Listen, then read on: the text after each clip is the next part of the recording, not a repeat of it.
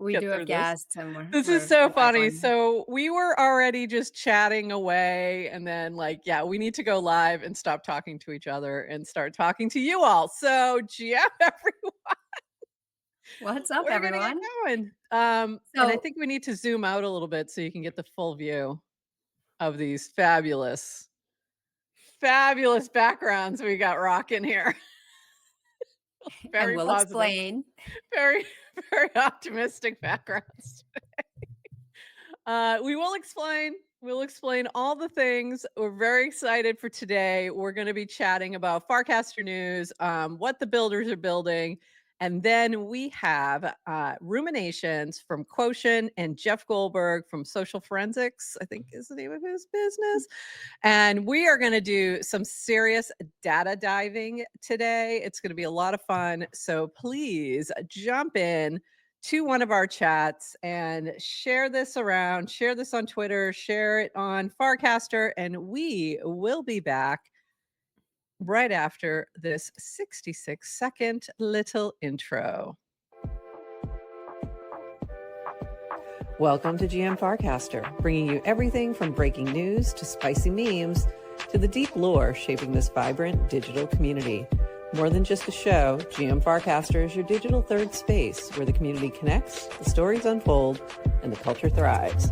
Whether you're a daily caster or just dropping by, we've got the latest buzz to keep you plugged in. So grab your coffee and let's dive in with your hosts, Nanish Prof and Adrienne, for another episode of GM Farcaster.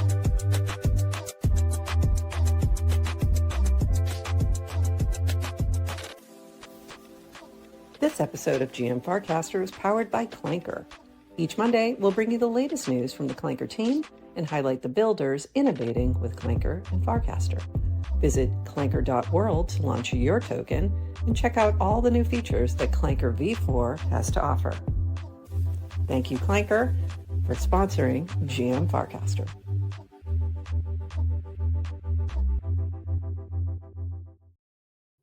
GM Farcaster. It is Monday, November 17th, and you are here with Adrienne and Anish Prof for 29 minutes of Farcaster news, plus a chat with the folks from Quotient. And we're going to be chatting with Ruminations and Jeff Goldberg. Really excited about that. We'll also be diving into the habs drop as sort of the example of what they've been working on, and really excited. So we're gonna dive in. We've got lots to chat about. But first,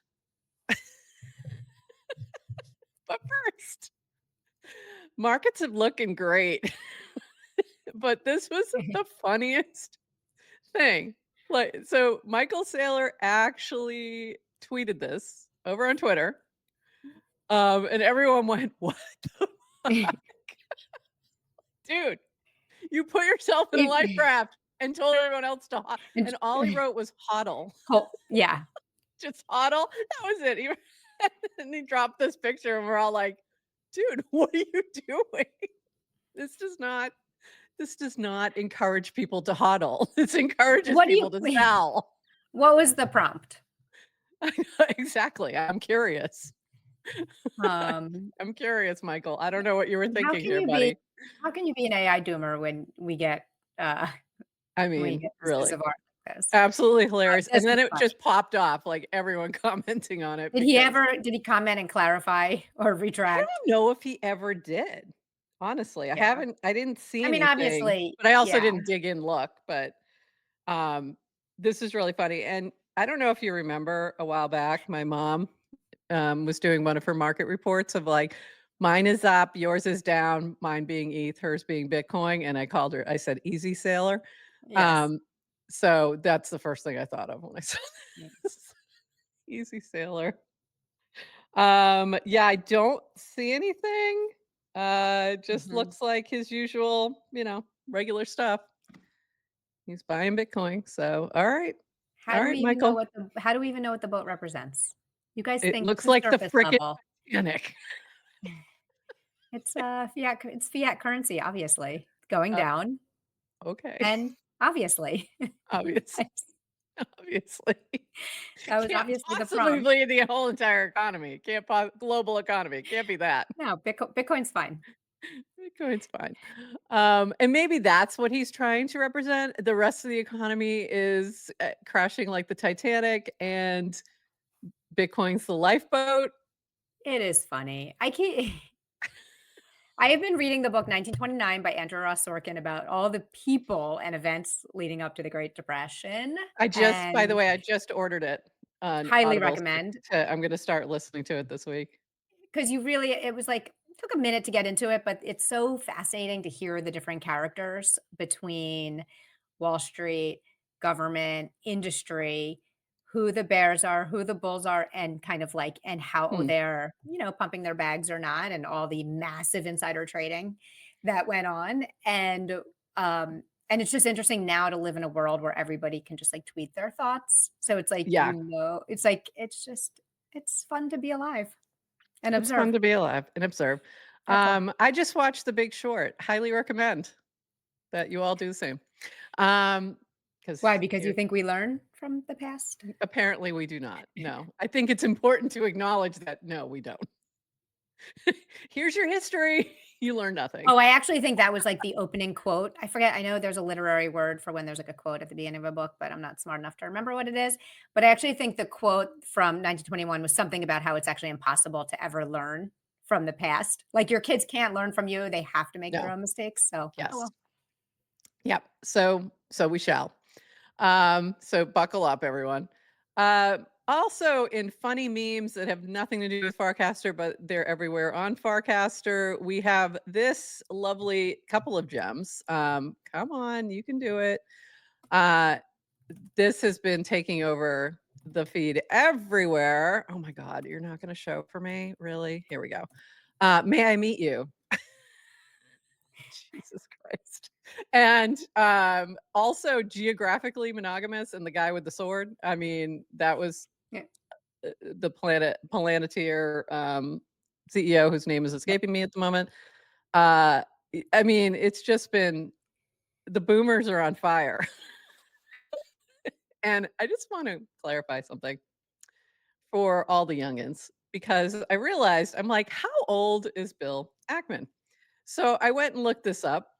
And technically, he is a Gen Xer, and I would like to petition all other Gen Xers to kick him out and move him to Boomer Oh, because never in my life, in my 20s, because I was like, this isn't a thing. I was in many bars. I was hit on by many men, many, many, many of his age. okay. Never once did someone walk up to me and say, "May I meet you?" So if a lot of people are going, "Oh, it's because he's old." No, it's because he's weird. Okay, fine. But hold on. Why are you putting me in the position that I have to defend Ackman again? I don't know Please again, don't. but like I don't mean again, but just like I'm constantly defending Ever. people that don't need defense. He's just saying like take a risk and go talk to someone. I got nothing wrong Yeah, with he's that. saying it in a really stupid way. Um, that's Yes. all. Although I had Yeah. been hearing just a lot. I just wonder there's so much of this like old people saying young people there's something wrong with young people today. And I Yeah. also just feel like that's what old people do since the beginning Yeah, of time. true. And I'm not sure I always believe it. True. Um, They're usually wrong. I mean, because 'cause they're gonna do what they're gonna do, and they're in a world that's completely different. However, I will say this, "May I meet you?" will now work. it It will maybe, 100% work, especially if you're at a maybe. tech or crypto conference. It will work now. It would not have worked ever in the past, ever. Like, there's no way Okay, it may not this man fine, never actually went to a bar and said this to a woman. There's no way. There's no it'll way. work to get a laugh, it doesn't guarantee a date, Yes. so just No. It doesn't guarantee a date, but it will definitely open up a conversation to anybody who's chronically online. So here we go. And then we, unlock a new meme format. I've seen the sword one many times, but also this "May I meet you" is now popping up, and they're taking his tweet and twisting it. And this was Samantha's version, which enjoyed very much. I hear from many young men that they find it difficult to meet young women in public setting. In other words, the online culture has destroyed the ability to spontaneously meet strangers. As such, I thought I would share a few words that I used in my youth to meet someone that I found compelling. I would ask, "What kind of candles do you like?" So we're getting this a lot where people are just changing that part of it, I would ask. And this was from Chase. That was from Samantha, of course, our humankind candle lady. And this was from Chase. I would ask, can I ask you a question before engaging? I almost never got to know. It goes on, and I've seen a lot of takes on this, but I think Samantha's is still my favorite. What kind of Samantha candles do has you a like? knack for a copy pasta. She's really good at it, and Yeah, this was a good one. because But it's this is always what it about yeah, candles and it always works. yeah. It always works. But I mean, literally, when he said, "I would ask, may I meet you?" And I was like, "No, you never asked that because that's stupid." No, you didn't. Anyway, moving on to Farcaster news.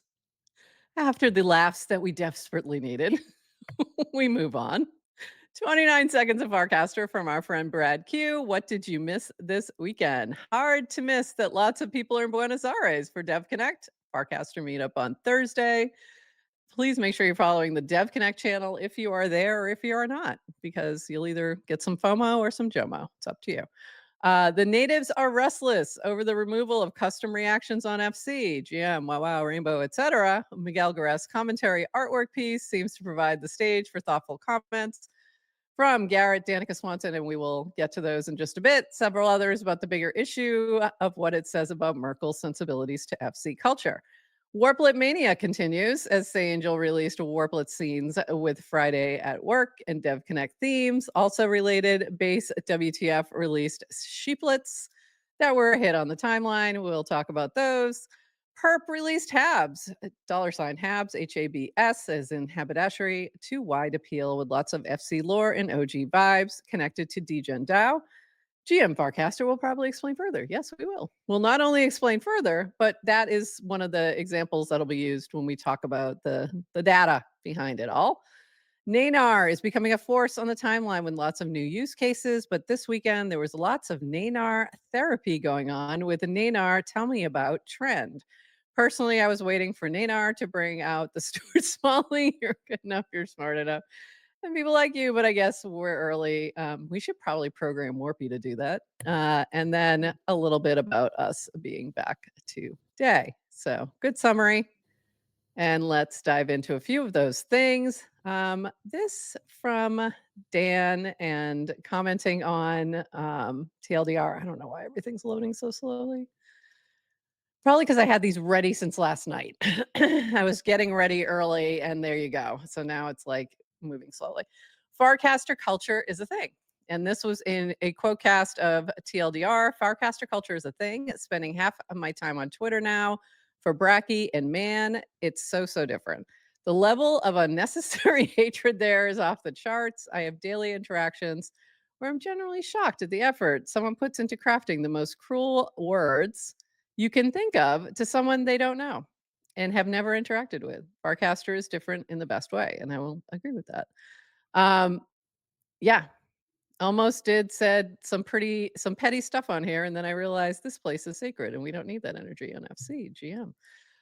That was quote-casting Super Tight Woody. So there was a few things. There was a really big thing that popped up also that I didn't pull, where literally one of the a dev flying in to Argentina from India like posted, hey, I'm in Argentina, like basically posting to everyone else who's going to DevConnect, and the comments were insane.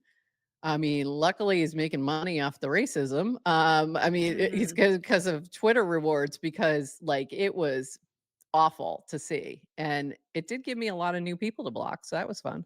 Great. But like, crazy. It was crazy. So I do appreciate that we don't see that kind of stuff very often. It happens because it's people, but less often here. However, let's talk about culture. So this is the piece that from Miguel Garest. So over the weekend, everyone realized that the custom emoticons are gone. I think this was really good art piece. I think it says a lot and it makes me sad. Um, so for those who may not even realize, there might be people who've been on here like fairly newish, may not have even realized. A lot of people don't notice the emoticons. If you used certain things, it would change the heart, that is a like button, into something else. So if you started your cast with GM or GN or GA, it would turn the heart into that. Um, it would turn it into a GM, etc. Same thing with noggles. If you put noggles anywhere in the cast, it would turn it into the nouns noggles, and a few other things like degen, rainbow, wow wow, uh, the warplet, like those came FM. later. FM, they came later. Um, so, in the W. So all these things to me are recognition of culture. So it started with internet, like crypto culture, the GM, Mhm. and then nouns was got rolled into that. Um, I think I don't know when he added the nouns one, but I think it was before I got here, and I think it was around the Mhm. time when he brought everyone over from, like, all the nouns folks came over. But it was here when I got here in October of 2022. They were already existing, and it was the thing I don't that remember that. actually kept me coming back. It was because I thought it was so cool and it was so cute and it grabbed my attention, and it was something I told everybody about, because mostly because of the noggles, but also the GM, because I Mhm. liked both of those things. So, and then the other ones that came later came in response to a cultural moment within Farcaster. So, for example, like the the hat for degen, wow wow, from that moment where that all popped off. The W for Warpcast, I don't remember when that happened, but or why. And then Rainbow is because I think Mike just asked for it. He just asked for it and Dan was like, "Sure." Um, so and then FM was related to higher FM and UFO. I think that was that moment. Mhm. So we've kind of like, to me, this is like exactly what this image is. It's just like you're crushing culture and it's really bothering me. So thoughts before I dive into a few casts about this? Um, the only thing I'll say is the only thing Dan has said about it is he took them out because 'cause they're glitchy. Mhm. Um, generally, I find that hard to believe. Yeah, I'm having a I'm hard like, time with that because one. if I take him at face value because they were glitchy, fine, whatever. Like, like, but, I think I need more explanation of glitchy. I was just surprised because I get the, like, hey, one of the things I think that makes them super talented and successful as a product team is this, like, crazy laser focus on and, like, kind of it's like narrow focus and searching for growth. Yeah. And if there's things and if things Mika. Okay. Is it if there's things that are kind of dragging you down and causing drag and adding technical debt and glitch, like I'm all for cleaning those up as you're searching for growth. So if I take them at face value, fine. What I was most surprised about, and I want to take my feelings out of this, but people really do care Yeah. about, like, and something as little as like, oh, a custom emoji If is, I had seriously, if we still had a leaderboard, I would have shot way up because the number of comments that I had on mine when I was like, "What the where did it go?" well, you don't have a leaderboard. I know. But if we did, And you like, don't I have a know. trending feed, and you don't I know. have animated PFPs. So, um, mostly I'm just kinda confused because I am on Farcaster because it's a social app, Yeah. and I think social features are cool. I think it's really cool to be connected globally to all these, like, interesting people around the world who all kind of share some common sensibility, interested in crypto, generally builders, like, so it's people have feelings. Yeah. Yeah, and that's Symbio. Yeah, it It's honors communities and moments that help this place survive. Yeah, exactly. And so, okay, it might be I glitchy. Maybe something happened with changes that they have made. I would like additional explanation if that is the reason, because usually the two reasons they take features away is one, it's technically no longer working the way it's supposed to. So we've seen that happen with the animated PFPs, for example, where they were actually causing a problem, I think mostly on Android, but it was Mhm. something they just couldn't fix. Um, and then the other reason is somebody has complained so much, or multiple people have complained so much about something that it just becomes like not worth it. It's not relevant. It doesn't drive, growth, etc. So they get rid of it. Trending feed. That's trending feed.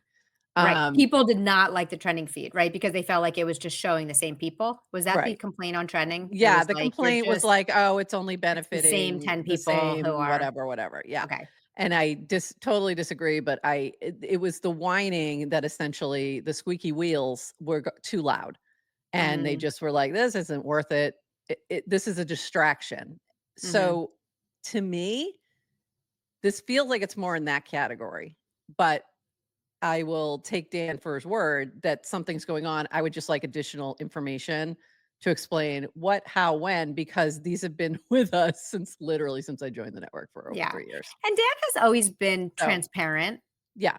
and when he talks and he communicates, I've never gotten a sense that I don't trust what he's saying. No. Like, he's trustworthy, but this happened to be a weekend. He just said very little about it. Yeah, People and I had think he was opinions. just probably busy and offline and didn't, follow up, is my I think he's guess, got but several young kids and a family, and mhm. he's, like, hopefully he was Life. enjoying himself this weekend and I not hope just so. hiding because Yeah. we were yelling at him. I hope you had a good weekend. I mean, that's My a guess is he legitimate. was just busy with the family and is like, you know what? I'll deal with this on Monday." And that's I perfectly hope so. respectable. That's perfectly Um, understandable. I do Yeah. think, I do like all the conspiracy theories that have popped up, like Merkel trying to get us to switch clients, like, This maybe. is funny. Wow. Yeah. Yeah. Um, Okay, so that is the essential problem, is that it's not one thing. It's many things, and this yeah, might be a straw camel situation. Um, that's what it right. feels It's like to coming me. off, yeah, like the reactions, whatever, but it's additional of other things. It's like By the one way, more freaking thing. again, if you're turning off a Farcaster to go use a different Farcaster Yeah, app, great, great. Yeah, right? Like, you Farcaster wins. That's great. yeah, So, um, if you're yeah, churning to go somewhere else, like, I don't know, yeah. then But not so good. it doesn't make me feel good, and I had very visceral reactions to this. So, anyway. It is funny, I rarely actually have feelings about things because 'cause I'm pretty good at Yeah, separating, you're like, very good my like that. emotional feeling to any algorithm or platform. Like, Yeah, fool me once, shame on yeah, me, fool me twice, no, fool me once, shame on you, fool me twice, shame on me. So I won't do it. It just yeah. I won't attach my I'm mood to an unfortunately algo. not as able to do that. I am able to rationally look at things and realize that I'm Uh-huh. being irrational. Mhm. I fully recognize that my response to this is Was irrational. irrational. I But fully everybody recognize that, but I still feel it. Like, yeah. so it's still making This me one feel very anyway, I was yucky. saying I had Yeah. feelings this Yeah. weekend is all Yeah. There's a they lot of got me. feelings. It got me. Yeah. This is very much I'm in my feels. All right, let me jump through a couple more things because I do see ruminations down there, and we do want to get to them when Jeff arrives as well. So this was some of the responses, like Danica Swanson. Wait, what? And one of the things she said was, might seem like a small thing to some, but I haven't seen any official news about what's coming next or even if there is a next with creator rewards either. If FC focuses so heavily on traders that most of the creators and CLPs just get crowded out or otherwise sidelined, that will make me sad. If this keeps up, my days here may be numbered. And I was like, okay, yeah, that's how I'm And feeling as well. what's a CLP for those that may not know? Yes, a conversation liquidity provider. So that is the people who, keep things moving around here. I will say And one thing. Okay, I'm yeah, gonna tell you my feeling, yeah, actually. So for all the different, like, pivots, I think, that we've yeah, seen in Farcaster, it is it has always been like, "Okay, this didn't work, we'll try something else." yes, So, let's go like, there were channels. "Hey, we're gonna really double down on channels. And when that happened, it's like if you were building on a channel, you got a lot of love from Merkle Mhm. team. Like Mhm. Dan would DM you. There was a group Mhm. chat. Like, but if you weren't, you didn't feel disrespected. It was just like, okay, that's not Yeah. what we're looking at, I guess. So it was never, and then we moved on to something else. There was a time where it was vertical video was everything. Yeah. Everybody do That was a vertical hot minute. video. If Yeah. you were creating vertical video, you got a lot of love from Dan. You would get, if you weren't, it was fine. You might get a little annoyed. But there's something about, I think, a pivot to trader stuff where Yeah. as they're adding things, and maybe this is an app decision where it's like you're adding so many things to the UI, and it's like for every one thing you add, you should take away.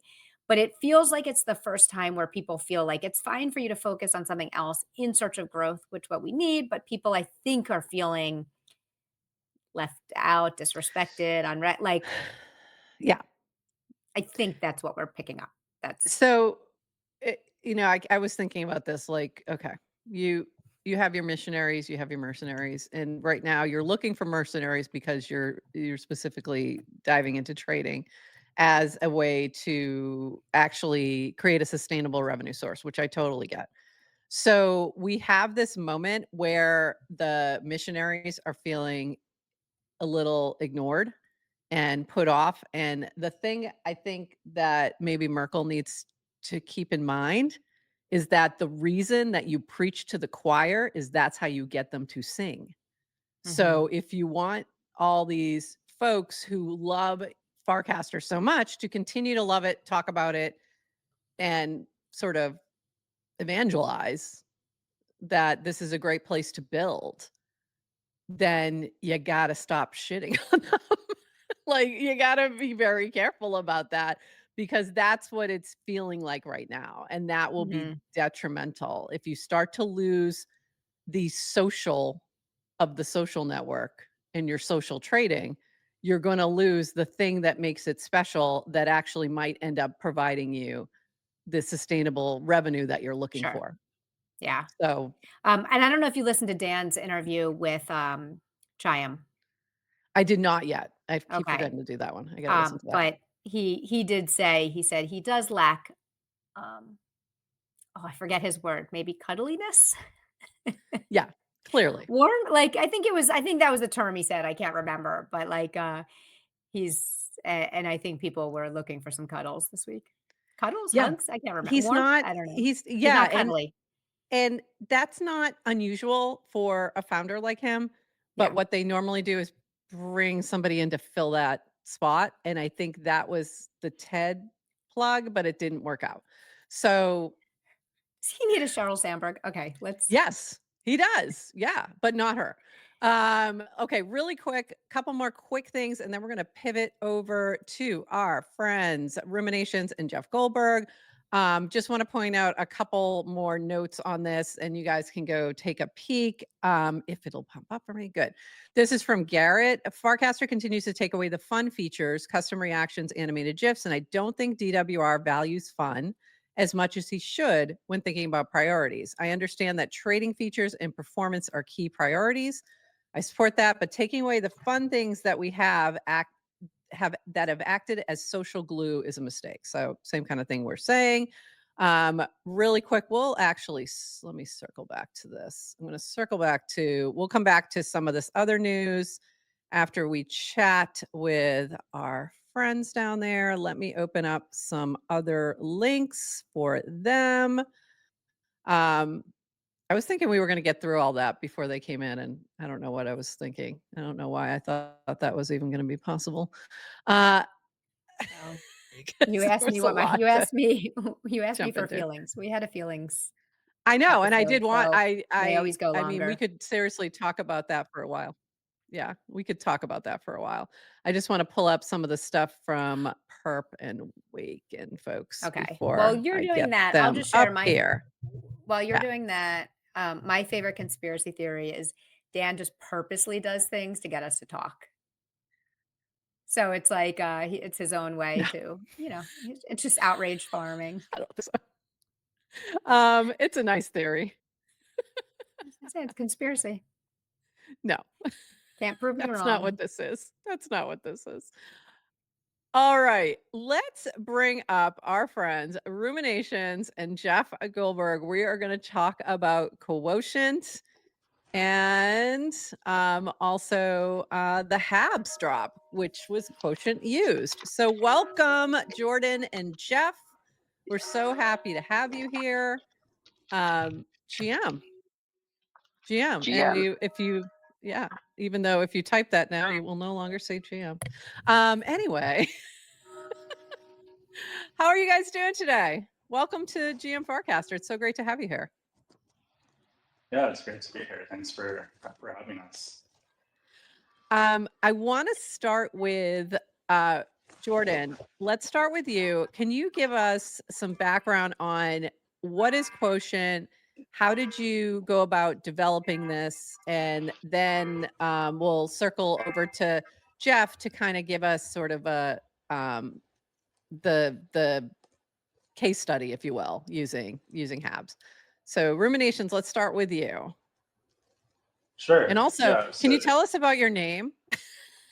uh, You have a great name. yeah, I guess I was feeling like self-deprecatory when I chose my Farcaster username. Originally, it was just like my .eth, but yeah, I overthink things, so that's why I chose that name. And with Okay, Quotient, perfect. I love it. yeah, the easiest way to think about it is a leaderboard technology company for innovative communities. So, uh, how I think about it is in crypto, it's very difficult to find signal and to find people who are contributing value and then to reward those people and to follow what they're doing so you can be ahead of the curve. There's bots and farmers, and the data is very disjointed. So what we do is we integrate data from the Farcaster social graph, so things like likes and recasts and follows, with on-chain actions. So the tokens that you buy, the bets that you make on Bracky, the mini apps that you use to the extent that they have smart contract interactions.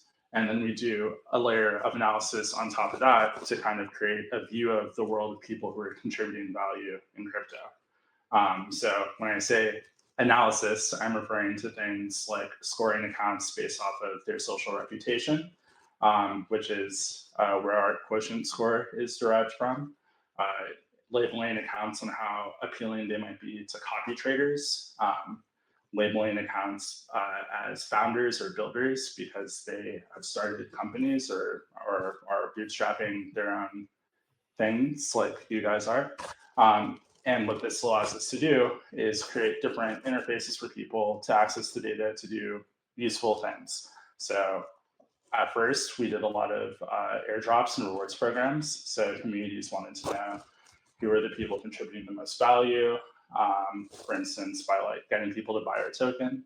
And they wanted to know who are people in similar communities that could be a good fit for our community, who Mm. are the farmers. And right now, we're kind of taking that infrastructure to help traders. So, like for instance, we have different leaderboards of top traders that fit different profiles.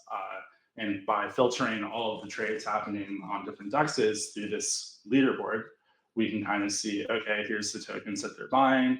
Out of those tokens, here's the tokens that have positive net volume over their baseline, over their 24-hour baseline. Now we have a trending list of tokens. Or if I click on the token, I want to see who holds it. This person is a top trader. This person received creator rewards from Farcaster. They're credible. I feel more conviction. I want to buy. So to date, this work has been kind of scattered across different interfaces, and at times done manually because Quotient is mostly bootstrapped. It's been me more or less building the data infrastructure and these different UIs and working with clients. So I wanted to be really sure that the things that I build and put out there for people to use are actually needed, and that there's a path towards making money for this to be a sustainable business. And we're kind of right now getting that clarity, or received that clarity. So we're preparing to roll out kind of a new series of interfaces and expand Oh, cool. access to our API. And one of the things that we're releasing first later today or tomorrow is a replacement for the Farcaster creators leaderboard, where we kind of use our data to provide Yay. kind of those insights in a similar form factor, with some differences. Now we calculate engagement, and then there's some other insights available about the users, and we're going to be building off of that. But yeah, so there's a lot going on, and we're trying to make it simpler. So If folks want to see some of this data, like in your leaderboards and things that you're developing, can they access that right now or no? Is it just sort of happening in the background of other things you're doing? Like, is good there, question. or is that In something you're short, rolling out? Like you mentioned traders. So if I'm a trader who wants to get a better idea of who are the good traders, how do they trade, or get some information about them, like where can I see that right now? yeah, so right now that interface, which we're calling the social deck screener, is in beta, Okay. and it hasn't been rolled out to the public. The creators leaderboard that we're creating, well, it's a mini app called Leaderboards, and we're going to host all of our leaderboards Right. there. So our customers can display them there, and we can display leaderboards that are simple for tokens and so on and so forth. And that's going to come out later today or tomorrow. And so the goal is to kind of get those two simple interfaces out. So like when people are like, what is Quotient? What do they do? Like, why isn't the data more accessible? They can access those and get a sense of what we do. And then as we have more resources to build those out, we'll build them out more. And you just made Yes to Crypto very happy, I'm sure. Another opportunity for another leaderboard. Yes to Crypto, just letting you know. Um, the man loves a leaderboard, loves to strive for the top. So, and I love to see that. I think there was some interesting information like here. I thought this was really cool to see from Jeff talking about the 50 cred score accounts, the top 50 cred score accounts. Quite a few higher FID accounts are included among Quotient's top 50, including Peachy, so that it wasn't just like the real OGs. Um, what is kind of making up this type of score in terms of what is the data sort of backing it that pulls together this type of a leaderboard here? Yeah.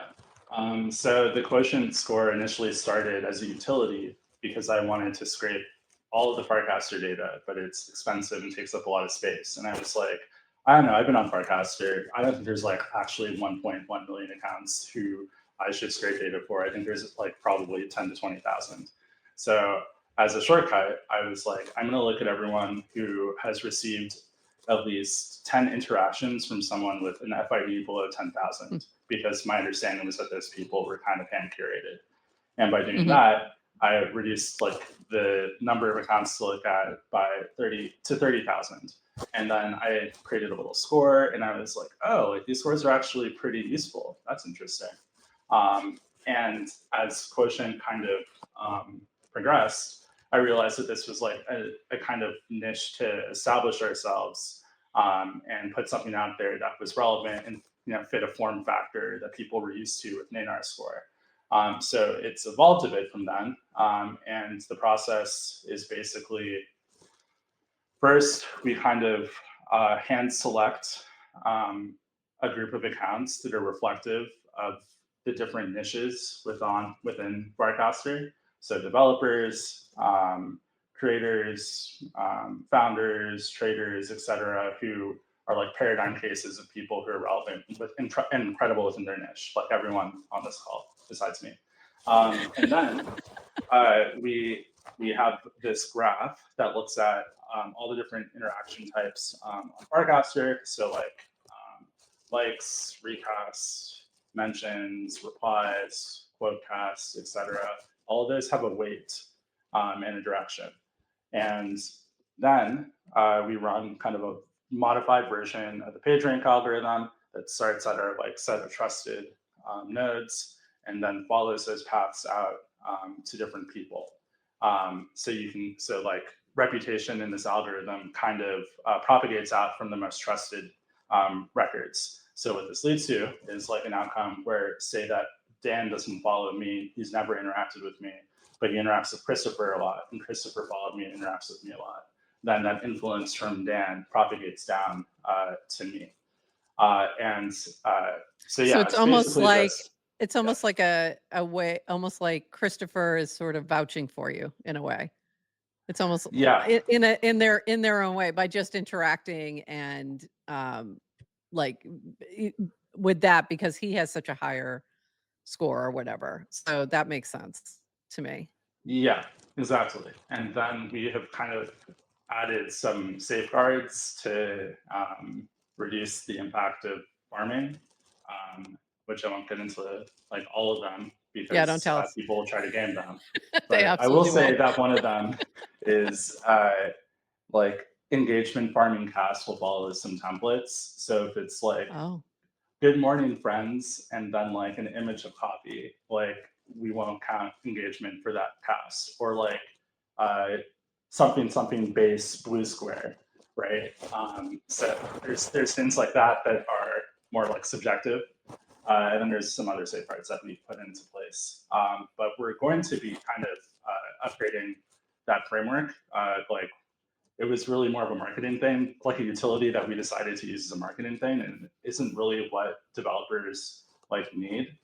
People need kind of more granular scores and tags. Like this person has a high social score, uh, but a low trader score.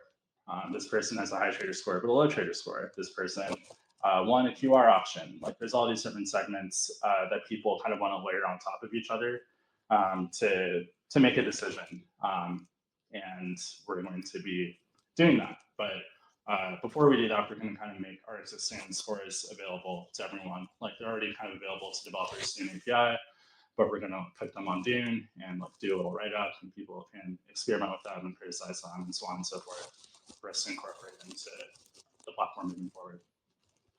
I thought this was interesting too when you were talking about Faye. Um, So this is a cast from you, Ruminations. When you're looking for traders to follow, it's important to look beyond P&L and trading volume and monitor people with high social influence and awareness. And I think awareness is an interesting word. 283 wallets connected to Farcaster accounts participated in the fake crowdfund, a mix of the usual suspects and some lesser known accounts. You had to be early to be eligible, spotting whiz, lay out the vision on the feed, follow account, join Discord, etc. People with high social awareness saw this, got in, read the material, set alerts to make sure they could get their contributions in on time, got in, and now are up bigly, or they were when this was written. Let's just say that. Without having to frenetically scroll through a feed and watch charts. So I think that's really interesting in terms of the way you're thinking about this.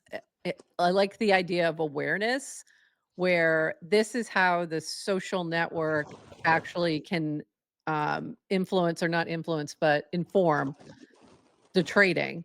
Is that if you are paying attention to what the signals are that people are sharing, and you're looking at those who are have like a higher reputation score, a quotient score in this point, in this situation, it's going to be a much higher signal. You might catch on to something. It could lead to really useful information, and everyone's always looking for alpha. And where's that group chat? Well, the group chat's right in front of you.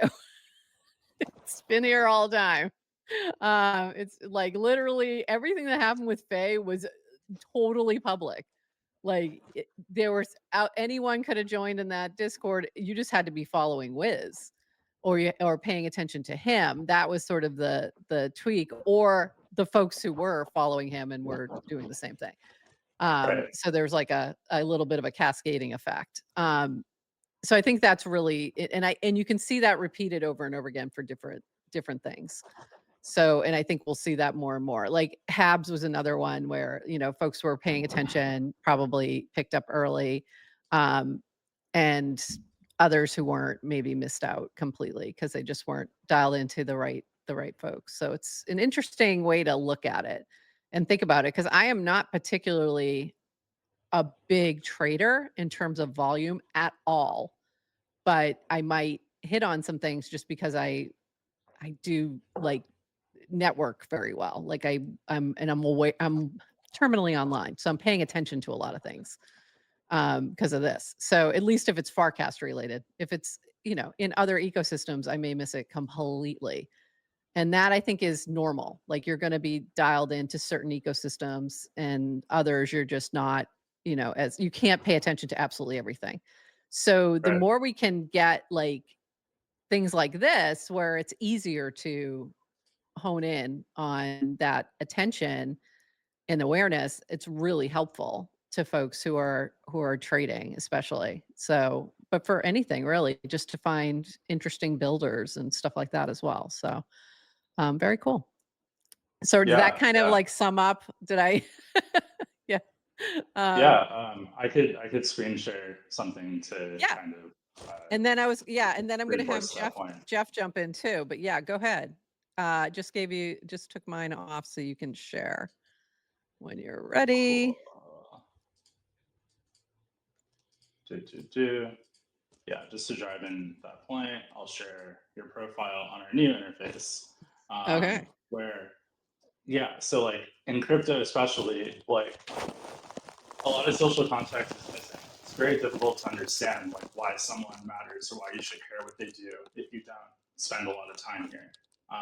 And like people build up that intuition by being terminally online or like working in the industry and like going to events and meeting people in real life. So Yep. it's difficult to capture all of that like context and compress it. But like for you, for instance, like if we look at your on-chain and social presence, it's like there's first like your social influence, which is like really high, and then there's all of these different like apps that you've used. You've created a clanker. You are one of the top Betterment users. You're one of the top DAE users.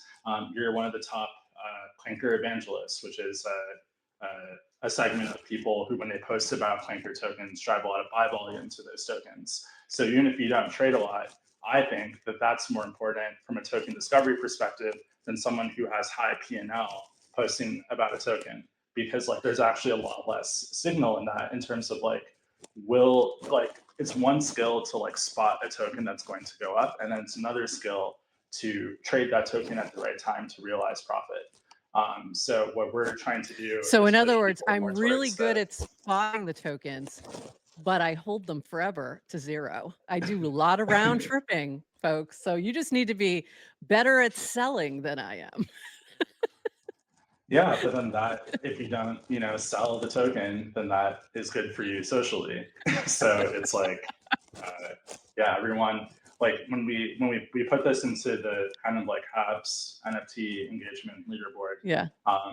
And we separate all of the social engagement you get from the buy volume that you generate. And people are like, well, what should I do? Like, should I shill the token more? And I'm like, well, maybe not, because if you're not good at it, not tasteful, then it's going to hurt your others for it, because people will find you annoying and cringe. So yeah, it's like everyone has like their strengths, and people should be rewarded for what they do best and not kind of funneled into trying to optimize for like one metric that I don't think is that useful, frankly. Yeah. But yeah, and like awareness, just that word. I used it because I started my career as like an intelligence analyst. So I was like tracking front companies for Iran's military and like terrorist organizations. So we had our own internal tools, and that's how I got into like network analysis and segued into Jeff. That's like something that we would bond about because we did kind of similar types of work. So yeah. We are getting a little bit of static with your mic, just FYI. So yeah, just a little bit of static there, but we caught it. But that's really interesting. I didn't realize that was your background, and that makes sense how we connect to Jeff. All right, and let's slide over to Jeff to talk a little bit about some of you're doing some really cool data mapping, and I know in anticipation of the habs launch, there was a lot that you did there to kind of work through that. And I thought, by the way, looking at the habs site that you guys have, where it's tracking the amount of buy that happens based on somebody just talking about the token is really interesting because again, like I bought very little of the token in comparison to whales and things like that, but I'm still getting like credit for folks who buy just because they saw something I posted about it. And literally it could just be like, "Hey, this launched." It isn't even necessarily like, "Hey, you should go buy this because it's gonna give you generational wealth." It's nothing like along those lines, but I thought that was really interesting as well.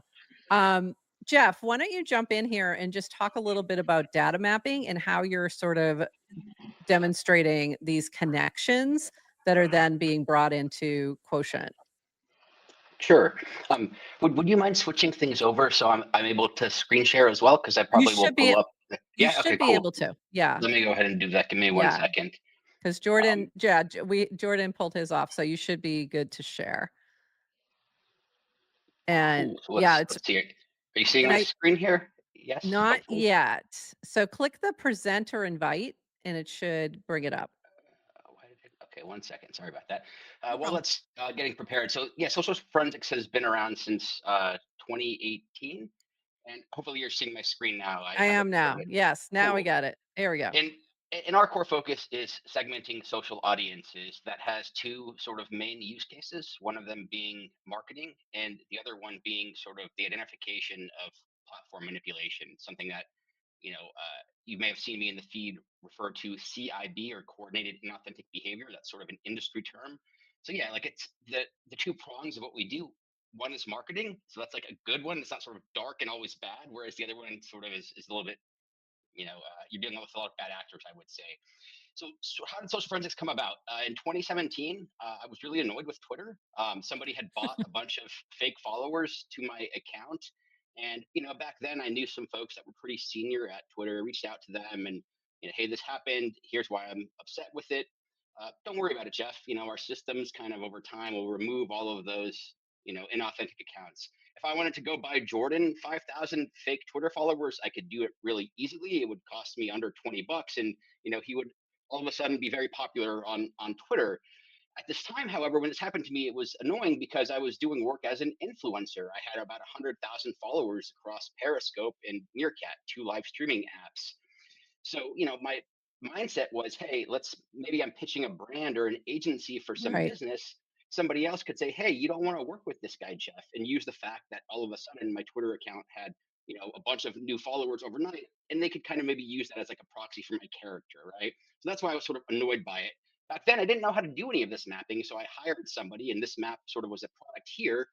And so I mentioned how I was doing a lot of live streaming. That's why you can see the purple and yellow communities here, purple being right here, yellow being right here. These are the two live streaming communities. Again, these are all my Twitter followers from 2017. The orange section is all ad tech focused. I had spent a number of years working in ad tech. Blue in the center is sort of just more social media focused more broadly. And what sticks out like a sore thumb is this disconnected group of dark green accounts here on the left. Now, it doesn't mean that because these accounts are all disconnected from the rest, that they are all inauthentic. For example, within this dark green section, there could be a buddy of mine from high school that isn't connected to Right. Meerkat or Periscope or social media or ad tech, for example, right? But generally speaking, these were all inauthentic accounts. And this is sort of like the genesis of how social forensics got off the ground. If you look at an account like this one right here, this iSocial fans, it's kind of in the middle of the purple, the Meerkat, and the yellow, the Periscope communities, because similar to myself, iSocial fans was streaming on both of these live mobile streaming platforms, therefore kind of functioned as a bridge between those two communities. So transitioning now into Farcaster, this is a map that was sort of released. Let me just make it bigger here. This was a map that was released last week, and this sort of is a nice segue into Quotient. Right. Because in this particular map, you have 16,000 accounts, each of which has a minimum Quotient score of 0.5, or at least did at the time when this data was collected. That was November 2nd. So, sort of the exercise here is we have 16,000 accounts, and we want to kind of quickly get an understanding of these accounts. By default, it's set to Before you go any further, Jeff, let me just sure. ask this really quick question. You mentioned that the quotient score is a 0.5, and this might be actually a question for Jordan. I'm not sure. But we also talk a lot about NANAR scores, and that's more related to how spammy you might be and things like that. How are these two connected in any way, or are you Yeah, so is it informing the other kind of that's a thing? great it's a great question. And the reality is if we're dealing with Nanar's user score, if we're dealing with Quotient's score, if we're dealing with open rank scores, and open rank has Oh, Open Rake's another two, one. two, Yep. two different Yep. two different scores. um, I think a lot of people lump all three of those scores as sort of meaning the same thing. But to your point, if you look at how the definition that each company provides for these scores, they're slightly different. So they shouldn't really be thought of in the same regard.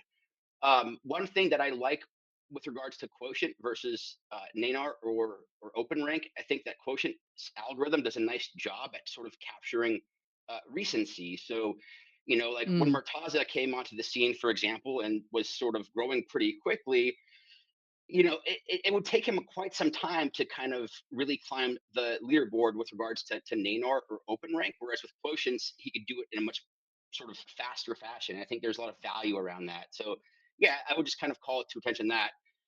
Now shifting back over into this map here, so we have these 16,000 accounts, but we want to sort of understand them, what's going on with them. So by default, the account colors are set to community, and I haven't labeled these communities, but as I'm kind of going through some of these additional account colors, keep in mind that we basically have a split down the middle here, and then on the left hand side we have two different. There's a top and there's a bottom, right? So if we switch it now to Farcaster ID, the legend's Mhm. going to change, and now as sort of your FID increases, the node becomes darker. So it may not become clear during the screen share, but I encourage you all to explore this map on your own. It can't be done via mobile; it has to be done via desktop. But sort of what you will see is on the left-hand side, it's much lighter. So more of the new accounts are on the sort of the left-hand side, but particularly up here. And we can see that by sort of using these icons. Give me a second. Hopefully this cooperates. It's a heavy data set. So I can now click this, and it's showing me only the accounts that have a FID of 5,000 or less. And then we can sort of go here. Oh, Adrian, you're gone. Sorry. Bye. Now it includes the accounts that have FIDs that are 25,000 and below. And we can see it's all kind of towards this You're back. top left community, this light blue one, right? So you can kind of, the point here is on the right hand side, you have more of the accounts that have FIDs that are like 1 million and above. We can look at things in terms of followers count. And similarly, you have this gray gradient scale where if you have fewer followers, you're going to be a lighter node, more followers, a darker node. You can look at it in terms of following. I'm going to kind of quickly go through some of these. You can look at it in terms of cast activity. You can look at it in terms of ENS. So among these 16,000 accounts, which of them, for example, have usernames that have .eth in them? And when I highlight that, you'll see that the Mm. .eths tend to be on the left-hand side of the map versus when we add on the .base.eth, they're all here on the right-hand side of the map. Interesting. You have this very Yeah. distinct sort of segmentation between those two particular groups. If we look at it in terms of degen, so and the way I'm defining that here is accounts that have that sort of hat in their display name. So if I go switch here to sort of only show the hat stays on, we can see that there's like sort of a larger concentration on the bottom sort of right one. So on this green community is Better. heavily sort of degen focused. Jordan mentioned earlier sort of some of the labels that Quotient offers. One of them is founders and builders. Let's say I want to look at this map and I want to see which founders and builders, for example, Adrienne is connected to. So we can select yes here. Now we can go search for Adrienne's account. And we can see which founders and builders Adrienne is following. And you'll kind of notice that like this one sort of is different than the other founders and builders. It's more on the right hand side of the map. So in other words, this account is sort of less similar to the others. So I often like to, in this sort of view, when you have an account that's highlighted, it's interesting to look at sort of the more extreme The accounts like outliers. Yeah. yeah, Jeff XYZ, for example, very active on Farcaster, but wasn't necessarily an OG. He didn't sort of, onboarded with a fit of 5,000 or below. So he's kind of more in that area of the map, right? So when we look at it in terms of, and you can sort of also look in terms of followers. So let's see which of these builders, for example, are followers of Nownish's account. And we can go here, for example, and that sort of immediately is going to become clear. Also, we're seeing in general, right? Like which of these founders and builders, according to Quotient's labels, are furthest to the right? And sort of we can see, for example, some of them. We have Sol Roberts, we have influence. So influence is kind So of they're this fairly new. Yeah. advertising. Yeah. And similarly, if we go look for the founder of influence, I think his handle is right here. He also is kind of more on the right hand side of the map as opposed to sort of being on the left hand side of the map, right? So there's all sorts of fun things that you can do with this map. Again, it can't be used on mobile, unfortunately. It has to be on desktop. You can, for example, if you want to get a sense for comparing the rankings of social forensics versus quotient. So this is using social forensics influence algorithm.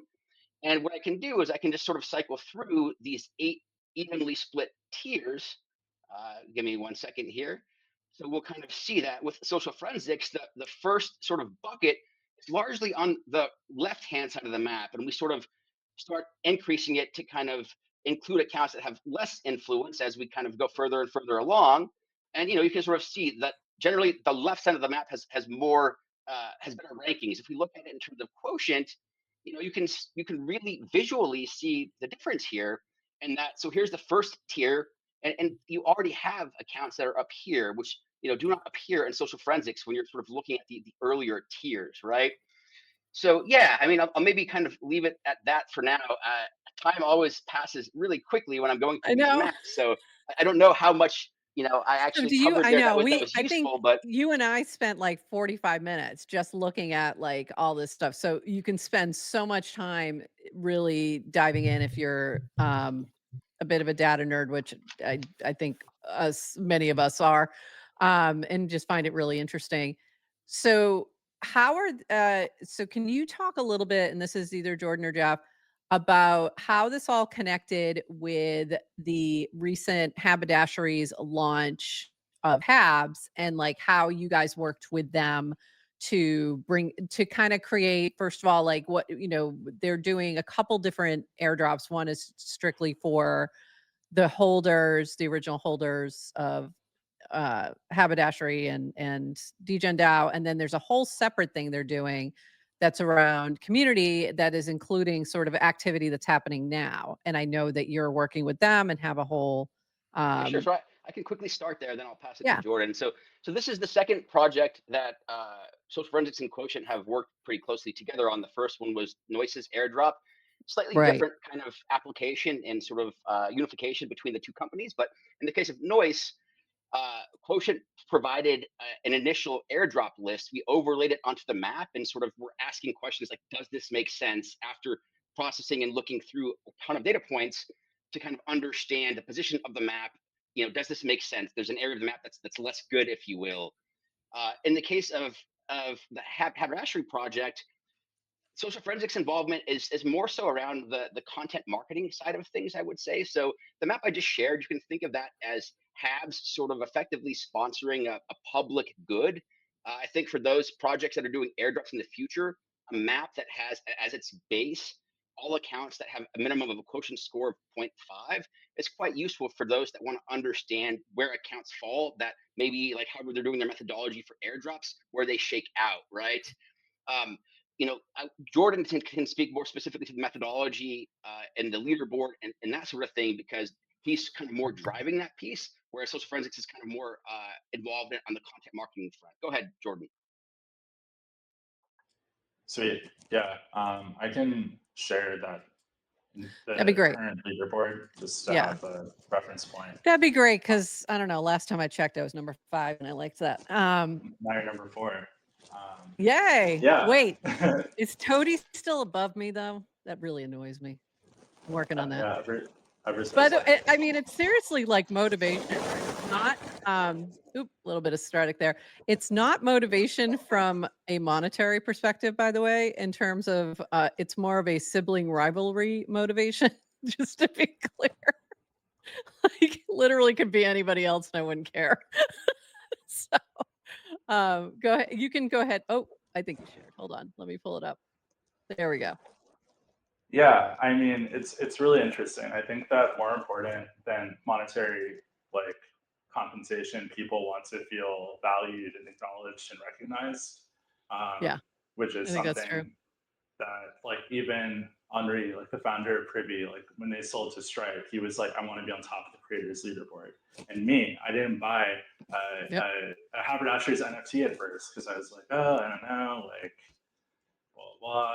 And then the leaderboard was out, and I was like, hey, I drove some buy volume. I want to be on the leaderboard and be recognized, right? So it's a very powerful incentive, and frankly, So this yeah. leaderboard is only those who are holding either haberdashery or DGen and then Yeah. plus other things added in. Yeah, so zooming back for a second. Yeah. So Perp's initial thought was that a lot of planter tokens don't have good liquidity. In other kind of ecosystems, projects have used liquidity incentives to get people to provide liquidity. Right. Those turn into kind of Ponzi's because like the incentives don't last forever and they get farmed, etc. And Perp was like, oh, well, we could use social engagement data to reward LPs and give them a boost for depending on how high their score is, in addition to what they would, like the baseline that they would get without such rewards. So I got connected to them to basically create the leaderboard technology infrastructure to pull the people who are relevant, originally LPs, but since the hooks got delayed, the NFT holders to look at the engagement that they're getting and then score them using our data. So there's kind of like a raw engagement score. There's a momentum score. So we look at like your week on week change in quotient rank. And so you get a boost if you go up a bunch, and you get a penalty if you go down. So this is designed to kind of benefit smaller accounts. So because smaller accounts, it's easier for them to have like a good week and be higher, right? Whereas we don't want like larger accounts like posting and eating up all the rewards. So like I'll pick on Jesse. So like Jesse, It's a great, like, yeah. That's you can. like He doesn't mind. yeah, he doesn't mind, right? He's busy building base, but he's not active in DGen haberdasher in DGen community. So you shouldn't be on top of the leaderboard just because he's Jesse. It's like a form of rent seeking, right? So yeah, so there's that social element, and then there's kind of the buy volume that's being activated by their posts. And we're going to take this model and expand it so to include token holders above a certain level of a certain threshold, to include the LPers when the hooks are ready. And then we're talking to Perp about expanding it to other kind of projects within the DGen DAO community. So like there's a lot of directions to take there, all to just make sure that people who are providing value are acknowledged, have an incentive to stay engaged with the project, and also kind of like fill in this gap with Farcaster more broadly, where like being a good creator, a conversation liquidity provider is really important, and like needs to be tracked. So like they're kind of like patronizing the development of that data and insight and Which is great. technology so other people can access it. And for those who aren't familiar, and we'll dive into this a little bit after we're done chatting. We'll dive into this a little bit more through Perp's message about this. But for those who don't know, like DGen DAO was originally created to provide liquidity for DGen.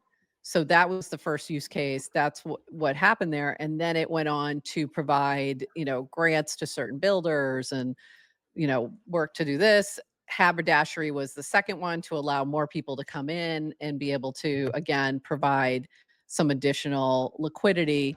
So that was the first use case of DGen DAO and haberdashery. So it makes sense that with this, they're, kind of re-up on that. So this is the first leaderboard where it's only going for 2 weeks, I think. Is that correct? And then it will start to incorporate other metrics, is my understanding. Like once the hooks are out there, it'll be the LPs, and then I think you just mentioned some other things that'll be incorporated. So really interesting. I think there's, this has been a continuous discussion in crypto for a long time about how do you incentivize and reward the true believers or the true users of whatever it is that you're creating, and using airdrops in the most effective way, because and rewards, not just airdrops, but rewards of any sort, because we end up with, we don't want to incentivize folks to just come in and spam, because that's just not useful to anybody. And they're obviously they're gonna, you know, pump and dump and see ya. So I think this makes a lot of sense to find these new ways to really tap into the more valuable users of whatever your product, your thing is. And it probably creates a little bit more sustainability down the road as well. I think one thing Okay. that's Yeah, interesting go ahead. to really quick to call attention to is, when Perp was working on this initially, presumably he had no insight into the fact that Farcaster was going to be, ending this creator leaderboards program, right? Right. And from a timing perspective, effectively, if you're holding one of these NFTs and you LP, you then get a percentage of the fees that's based on the sorts of accounts, the quality of accounts that are engaging with your casts, right? So in many ways, functionally, this can kind of effectively replace the Farcaster, leaderboard. Again, you have to first be holding one of these NFTs to sort of play in the game. Right. But for a lot of the folks who have the yappers, if you will, not the traders, the ones who have been really annoyed by this removal of the program, I encourage you to kind of take a closer look at what's going on with habs. And as I just described, this can kind of functionally replace the Farcaster creator leaderboard. Yeah, and there are a couple, I think, it's created a new little floor for the haberdashery NFTs. I actually looked and I was like, I never bought one because I had the original DGen DAO, and it was like, it was the same, and it was originally just a vote, and I was like, I don't need another thing. Regret, total regret now. Should have just done it.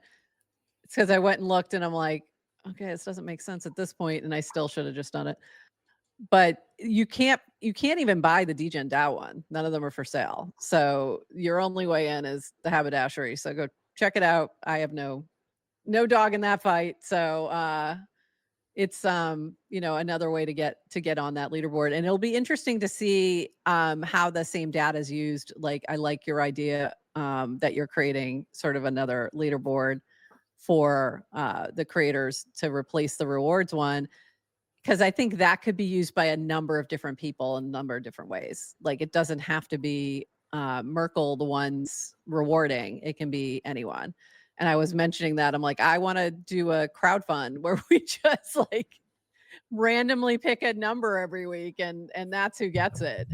Something like that. Do you randomly pick 69 every week? Randomly pick 69 every week, and for the culture. Or 37 or 420 or whatever, or rotate it and have it be just something fun. Okay, I see you shared something else. What we got here? Yeah, so we're launching this leaderboard, and it's going to be the first leaderboard in our leaderboards app. So you can kind of see some of the people who are ranking high this week. But I just wanted to bring that up, and the idea of replacing the leaderboard, because like we're launching a token, and one of the principal uses of that token will be rewarding the people who appear on our core leaderboards. So one of them is creators, one of them is traders, founders, token evangelists, some other categories. So there will be rewards flowing to those people through Quotient. So you said there's going to be multiple categories, so different rewards for different categories of yappers, if you will. Is that the way you're looking at it? Yeah, and just all of the different kind of things that provide value to the ecosystem and that we use when we're delivering our analytics to customers. So, for instance, I'll just leave it at that. Very cool. Very cool. I think this is breaking news, by the way. I don't know if Jordan shared that publicly anywhere, that you guys are sort of releasing creator leaderboard to replace Farcaster one. So yeah, breaking news here on GM Farcaster. This is very exciting. It was pretty opportunistic. We had a mini app before, but you have to take advantage of opportunities to get attention and advance your narrative, and this is one for us. So I'll be doing that. There we go. Now we're official. Nice. I was like, didn't we have a breaking news banner? I just had to recreate it. That's exciting. That's very exciting. So when are you launching the leaderboard and the new token to go with it? The leaderboard, hopefully very shortly. The last thing that I'm working with Sagala from Saltorius from Laser on is like the embed for the share costs. But yeah, so hopefully later today or tomorrow, and then we're going to add leaderboards for some of our clients. So like DGenDAO, and just a generic Awesome. one for tokens. So like a page that has trending tokens and where you can click into a token and see like a leaderboard that takes into account how much the people hold and how much Very cool. they essentially. But yeah, a little break from the other app, which is a big lift, but yeah. Yeah, very cool. I'm looking forward to seeing that, obviously, because I saw my name a little bit up there. So, you know, Where I'm is mine? easily Where is mine influenced. exactly? Excuse me. Are you? I don't know, but this No- might get you inspired. Nowhere to be seen. What are you launching a token on Clanker? Or Yeah. do you? Yeah, we will be clanking. Fantastic. All, Are you so, working yeah. with? There we go. Are you working with the Clanker and Merkle folks on that launch? I hope so that we can get you spotlighted and all that kind of fun stuff. Yeah, If we you're started the conversation. okay, But like, I think the position that we've been in Quotient is like there's certain people like Jeff who are like very interested in this topic and very like motivated to look into what we're doing. And then they're like, oh, this seems interesting. Jordan seems like a credible person. I trust Jordan. But for other people that I haven't worked directly with, it's like, well, what is Quotient? Like, you guys don't have a website. You don't have an application I can use. Like, it's cool that so and so vouches for you, but like, do I really want to stake my reputation behind you figuring stuff out without anything tangible that I can look at? So yeah, that's why we're kind of chatting. pivoting towards chatting, yes, but also like pivoting towards let's get the mini app out because that's gonna be our primary touch point with users, and then let's get the social deck screener out so people can see kind of the broader applications for the data, and then we'll do the launch. But yeah, I think Blanker, that's a smart we move. did work for Blanker Yeah. as well. Good. Before, so yeah, just kind of getting all the pieces together. But yeah, I think that's a launch on smart Blanker. direction. I really do. Is like build the thing first and then launch the token because it gives you a lot more tangible footprint. So folks know where to look. They know how to verify once it, that it's legit and all that kind of stuff. So I like And the idea. also, Of yeah, connecting the just two. get a sense of what we're going to offer because we're not like Right. Dune wizards. Like, we're not going to do like analytics for your DeFi protocol. We're not going to like help like bear a chain or some other kind of entity that isn't like aligned with our focus, which is the intersection of like people create like where are people creating value on chain and doing innovative things, where there's also kind of open social data and on-chain data. So kind of setting people's expectations for this is who we are, this is what we focus on, these are the types of insights that we deliver, can kind of attract the right people to participate early on. Because I don't want to, I want to have kind of an aligned community, and yeah.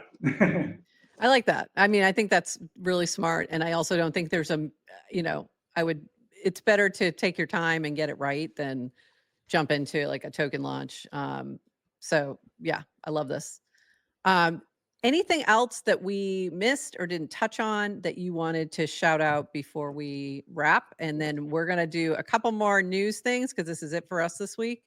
And then we'll wrap up the show. But before we let you go, anything else that we may have missed or should be on the lookout for? We got a lot of alpha during this. This is very exciting. Love it. So just look for the next thing. Just keep it. Yeah. So make sure you're following and have notifications on for ruminations is what I would say. And yeah, and I guess I would just, Jeff. since I had the opportunity, a lot of people in the ecosystem have provided a lot of support to Quotient, like Jeff, Perp, the Sky Castle folks, like a very kind of like wide range of people. Like, although I work by myself, like gotten a lot of support from the community. So, thank you for having me on, and thank you, Jeff, for, connecting me to this opportunity. And I'm excited to, build more visibly for more people. Love it. Jeff, any Before, other last? yeah, I Yeah. just wanted to sort of like in the minutes before Jordan and I joined, there was this discussion around, Dan not being so cuddly in the feed. I think I'm probably less cuddly than Dan in the feed, but I'll leave it to A you little guys bit. to make that decision. Just a smidge, Jeff.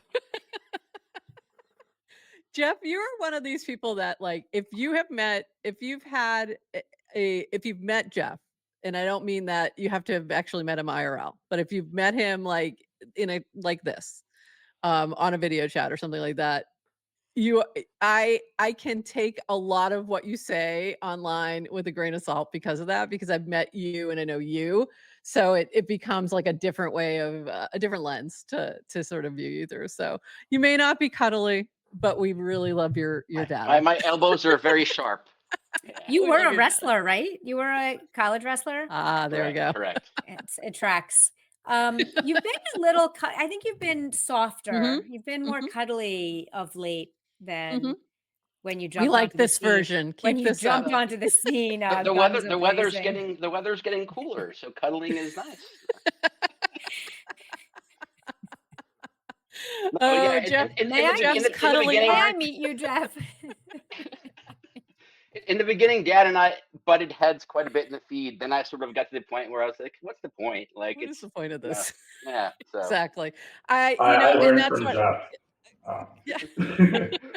Because we have a similar background and we're very critical people, and we like look for problems. And I was like, oh, like the autofollow this, like this place is so like nepotistic. I hate it. Blah blah blah. And then I was like, I don't think that's going to resonate well with people or with me any friends. So I'm going to try to maintain a low profile. But yeah, it's Yeah. like it's like the anger, I forgot the Key and Peele skit where Yes. Obama has his anger translated. Like, Yes. I feel that with Jeff sometimes. I'm like, oh, I'm glad someone said that. That's funny. Love it. I love it. Thank you both for popping on.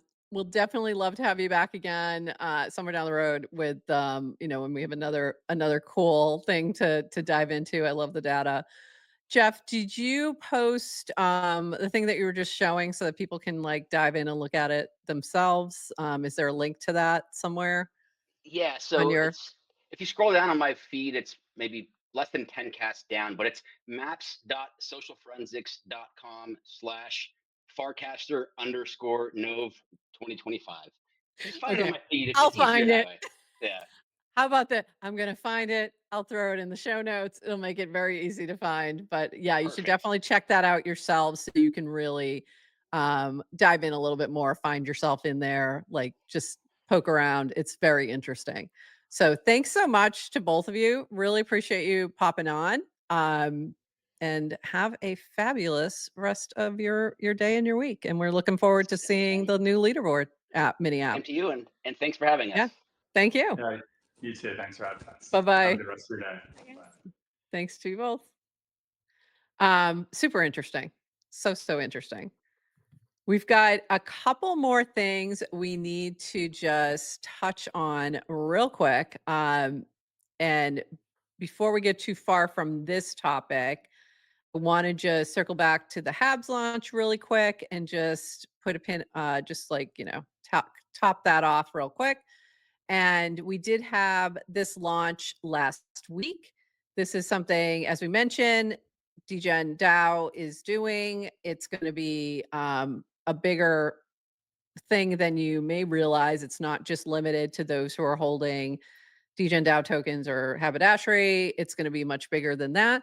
So introducing Habs, where social engagement meets DeFi rewards. We're excited to announce the launch of Habs, a new way to earn more as a liquidity provider by being an active community member.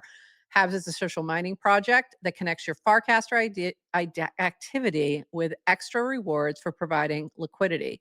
Using Uniswap v4 hooks and Quotient's social scoring system, we boost your APR based on how engaged you are in the community. This goes on to a lot of detail. So if you want to learn more, please go to Perps account, PURP, and you'll see more information about that, or go into the DGen DAO channel. And I liked this from Wake. This was really helpful. Kyle Patrick had said someone should write a backstory on what haberdashery is, and it's pretty goated, CC Perp and Wake. And this was from Wake, TLDR. In early 2024, Yasik launched DGen and Farcaster changed. Perp, blunt in hand, parlayed that opportunity into a new DAO dubbed DGen DAO and later rebranded to the haberdashery. That's once Oxen, little additional note, once Oxen came up with the gentleman, even though the ladies were like, really? But then we're like, it's actually a really good name. So we let it go. So there you go. The DAO is flush with 300K in treasury, bloody but stable, a community that actually participates in healthy relationships with Farcaster's best devs and KOLs. Taken together and with today's launch and new direction, it's one of the few DAOs in the arena doing stuff, and we're fully aligned with Farcaster as a trading wallet and social network. So really interesting to see this sort of all play out and come full circle, but this is something that's been around for quite a while. So I jumped in like day one when they were like, oh, we're launching a DAO for DGen. I was like, oh, a DAO. In Guess how many NFTs I bought? You get one guess. 3. Yep. But kept them all. So easy. So easy. All right, moving on. I think I'm not in any of these. I'm not in any of these things. This is not my world. This is my thing. I will try all the things.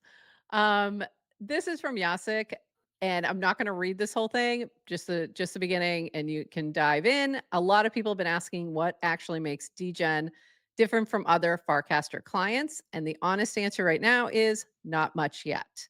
That was intentional. The goal for the first release was to get a clean, fully working base client into people's hands instead of spending months polishing something in a vacuum. So he goes on to talk about this is when the real work begins. So you can go check it out, ask for an invite, and check out the new DGen client. Moving on, you had posted about this. Thesis. Oops. Going back to DGen client when he's Yeah. talking about like, oh, what's it different than Farcaster? And a lot of people ask that Yeah. about Farcaster versus the base app. I know. Yep. I don't know if we talked about this on air last week or separately, but just kind of like don't compare base or just on the feed, not to compare base app to Farcaster, but to compare it to other alternatives. Yeah. But I think one thesis like that we've talked about, even when it comes to meme coins, like why do meme coins have any value? And then you think about kind of communities and different brands. I think there is a future where people want to use apps for like slightly, like they don't even have to have that many different features, but if there's slightly different aesthetic, let's say Yeah. one has a rainbow button and one doesn't, that might be enough for you to use that client. Breaking It very news. well might be. Our Erica just announced Uno has rainbow reactions. So I just think that gives weight. Or can I have all kinds of reactions? I'm or sure just you the will get rainbow? more. But in terms of like, it's like these subtle things that turn Yeah. the app into experiences and different kind of communities. So I think like, why is it different and focusing on features? Maybe the wrong question. And I like his approach of like, just make it on par, like just make it Yeah. an app and then And then the expand from there. degens, Yeah. yeah, and the degens will Yeah. use it, and then you see what they want, right? And then you kind of build Right. for them. Build for what you're, yeah. Yeah. And I think we're getting a lot of different interesting takes on clients right now between, Base has its own flavor. Mhm. Zapper has a very, very trading focused, where it's almost pulling out a lot of the social. So it's very different. And so all of these have a little bit of different. Bonds is, I think, great for power users who need to schedule and things like it's good for yappers who need to Mhm. reply to a lot of people, all those kinds of things, which I really need to start using that more. And I need to check out Uno. I still haven't gotten on Uno because I couldn't get on when they were early onboarding because I had issues with my phone. So I'm hoping I can get on there soon because Well, luckily, you know people. Erica, I need access. Yeah, but there was a while they weren't letting anybody else on. So I wasn't on yet. So we'll see. Okay. But I need to start using these other things more often. So I get used to breaking my habit here of being only on Farcaster. This is really interesting. You were responding to Woody's, you should have a sound. And he talks about sound as being he's talked about this before with sound logos or sonic logos and things like that. The sound you hear when you open up Netflix and stuff like that. So I loved your response here. What's your sound? GM Farcaster Sounds, our theme song, which was created by Super Tight Woody, released as CCO, and now is Prop. Chose it because it has a flamingo in the name. Not exactly. It's about Oh, me. It's it more than is? that. I didn't even know that. This I song is a the lyrics, it's not about me. It's has me in it, and it okay. is related to me and a particular the flamingo that I now own. So it's Wow. Okay, not so it's really not just about a me. flamingo, It's about your my noun. it's Yeah. your flamingo. Okay. Yeah, it's my flamingo. It's my Alright. it's a whole thing. There's a bigger lore Okay. there, but it's yes. It's part of the reason. So Okay. and then our show openings and closings are always the same. GM Farcaster today is, and of course, bye-bye. And that kind of gives us those little bookends. And Clanker has a sound. What's that sound? Clanker has a sound. Clanker has a sound. There it is. Thanks to the creative genius of Moon Poppy. And if you watch GM Farcaster, you can hear the actual clank clank right now in your ears. Yes. There you go. And everybody types out clank clank. Yeah. And I'm curious if you watch GM Farcaster, when you see clank clank, are you still saying the word clank clank in your head, or have you replaced it with the infamous that is Moon Poppy in his underwear in his kitchen banging a pot? And I kid you not, that's actually what it is. It's amazing. Thank you. It's amazing.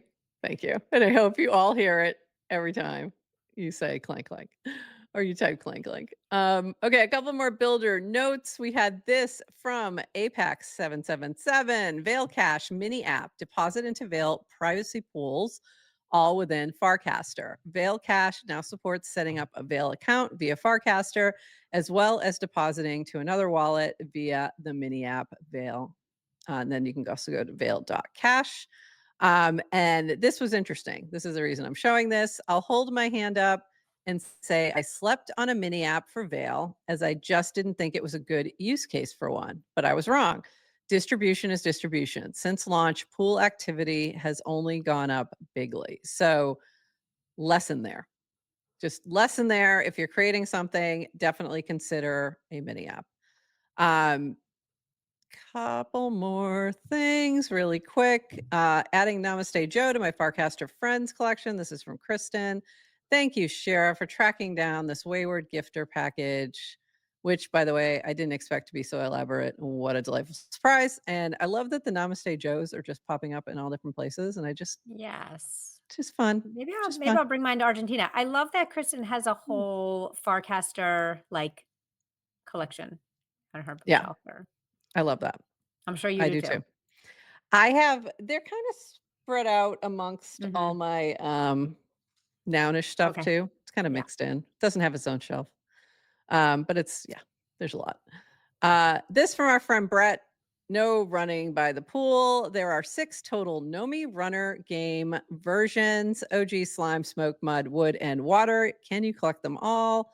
And will you run forever? So this is an NFT, but it's a game within the NFT. So really kind of cute. So if you like pixel art or you like the Nomis, go check that out. And one more quick thing, because we still had stuff we hadn't got to from before.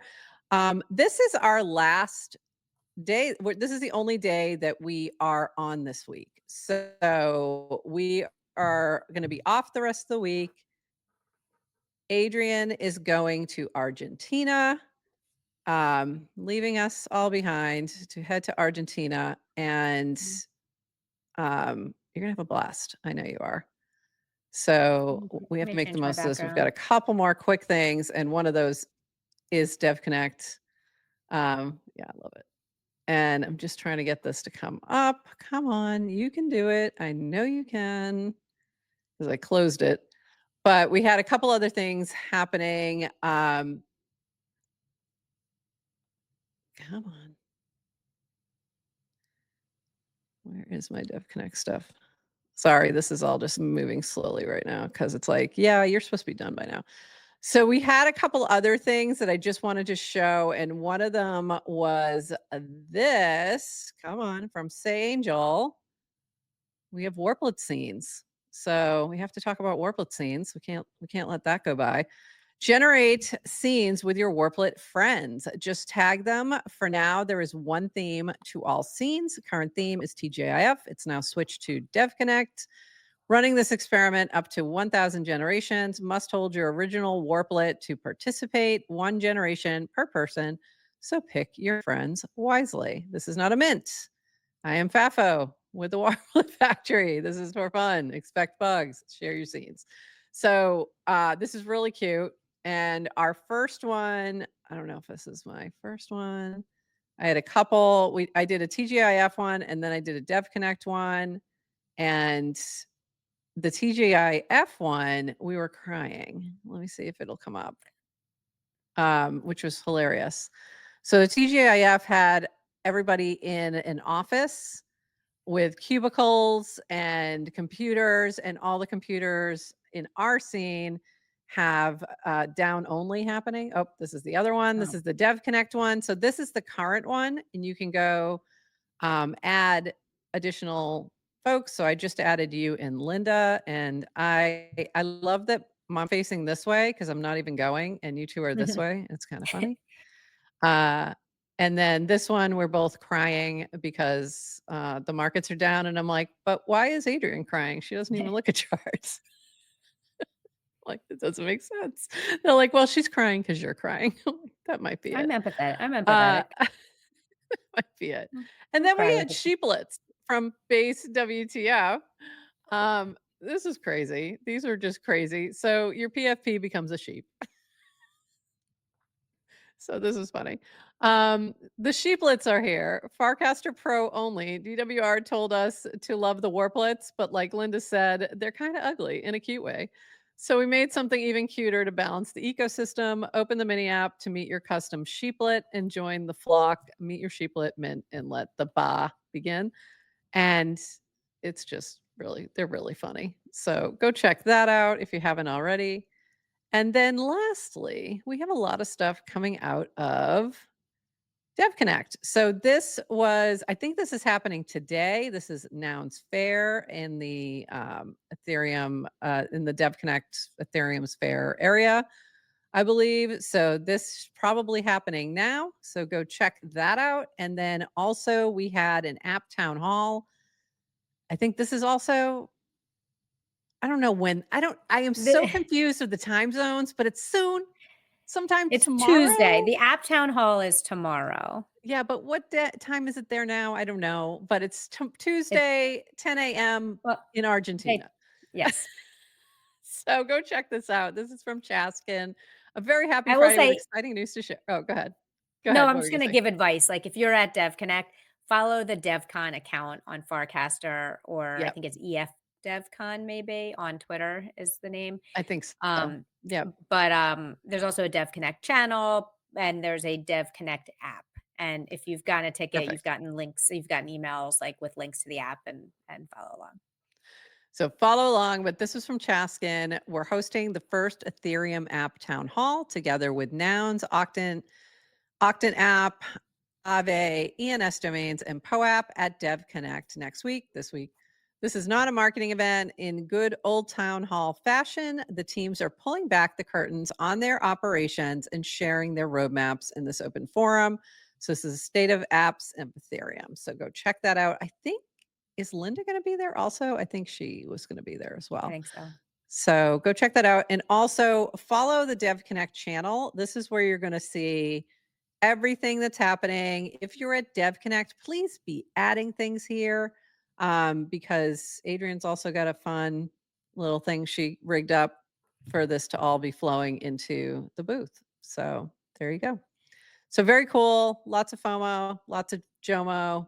Looks like everyone's having a blast already. There was already the Uniswap Cup. So that's already happened. Congratulations to that. So lots of cool things happening. So go check it out. And Adrienne, did I miss anything? I think that's everything. We've been going long, but we had a great guest today. So, all right, that's it, everyone. It's been fun. We will not be on for the rest of the week. When do you get back? I don't even know when we're coming back. We'll tell you later. I don't know what's going on. We'll be back next Monday. Okay. I wasn't sure when you were coming back, so Yeah, I well, wasn't sure. When are you returning? Okay, so we will be back next Monday. Until then, everyone, have a lovely week. If you're in Argentina, enjoy. And we will see you next week. And until then, everyone, bye. Thanks for joining us for this episode of GM Farcaster. And thank you to all our partners and HyperSub supporters bringing this episode to you. Follow the GM Farcaster channel for all the latest updates and add our mini app on Farcaster and the base app. Until next time, bye-bye.